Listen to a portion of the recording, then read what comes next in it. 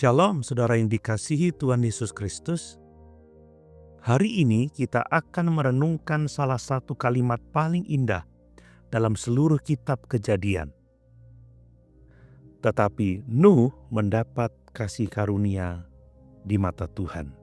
Kejadian 6 ayat 8. Kalimat ini muncul di tengah kisah yang gelap ketika dosa manusia telah memenuhi bumi dan hati manusia hanya berpusat pada kejahatan.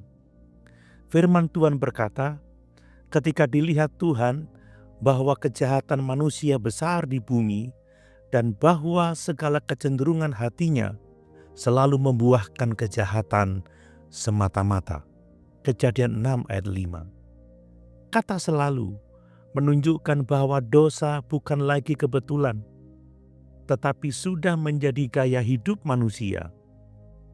Segala pikiran, keinginan, dan rencana manusia terarah kepada kejahatan.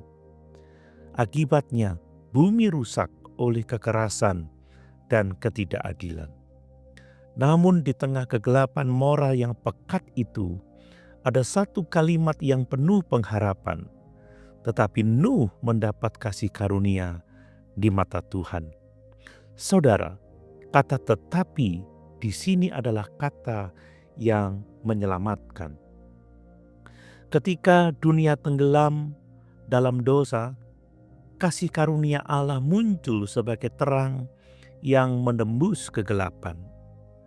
Nuh tidak diselamatkan karena ia sempurna. Ia diselamatkan karena ia menerima kasih karunia Allah. Dan kasih karunia itulah yang membuatnya hidup benar dan bergaul dengan Allah. Kejadian 6 ayat 9. Inilah prinsip penting. Iman dan ketaatan lahir dari kasih karunia, bukan sebaliknya. Allah lebih dahulu berkenan kepada Nuh, baru kemudian Nuh hidup berkenan kepada Allah. Saudara, Nuh adalah gambaran dari Kristus yang akan datang. Seperti Nuh, Kristus juga hidup benar di tengah dunia yang jahat. Seperti bahtera Nuh yang menjadi tempat keselamatan dari air bah, Kristus adalah bahtera keselamatan bagi setiap orang yang percaya kepadanya. Di luar Kristus, manusia binasa, tetapi di dalam Kristus ada kehidupan dan pengharapan baru. Kasih karunia yang dialami Nuh bukan hanya untuk dirinya, tetapi juga untuk keluarganya. Begitu juga kasih karunia dalam Kristus, tidak hanya menyelamatkan kita secara pribadi, tetapi juga menular melalui hidup kita kepada orang lain. Keluarga yang hidup dalam kasih karunia akan menjadi saksi bahwa Allah masih bekerja di tengah dunia yang rusak. Saudara, zaman kita tidak jauh berbeda dengan zaman Nuh. Kejahatan, kekerasan, dan ketidaktaatan kepada Allah semakin nyata. Namun kabar baiknya, kasih karunia Allah belum berhenti. Tuhan masih mencari orang-orang seperti Nuh, mereka yang mau hidup benar, berjalan dengan Allah, dan menjadi pembawa pengharapan bagi generasi ini. Kasih karunia itu bukan sekedar konsep teologis, itu adalah pribadi Kristus sendiri. Yohanes 1 ayat 17 berkata, sebab hukum Taurat diberikan oleh Musa, tetapi kasih karunia dan kebenaran datang oleh Yesus Kristus.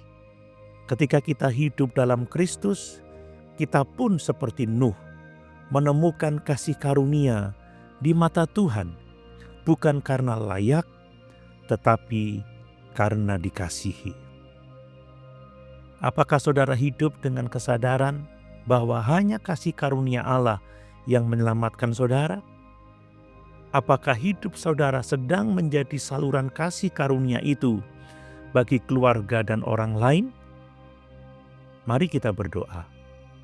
Tuhan Yesus Kristus, Engkaulah sumber kasih karunia yang menyelamatkan. Terima kasih karena di tengah dunia yang jahat, Engkau masih berkenan memandang kami dengan kasih. Ajar kami untuk hidup benar, bergaul denganmu, dan memelihara iman di tengah arus dosa dunia ini. Tolong kami agar hidup kami menjadi kesaksian kasih karunia-Mu bagi keluarga dan orang di sekitar kami. Dalam nama Tuhan Yesus, bahtera keselamatan yang sejati, kami berdoa. Amin.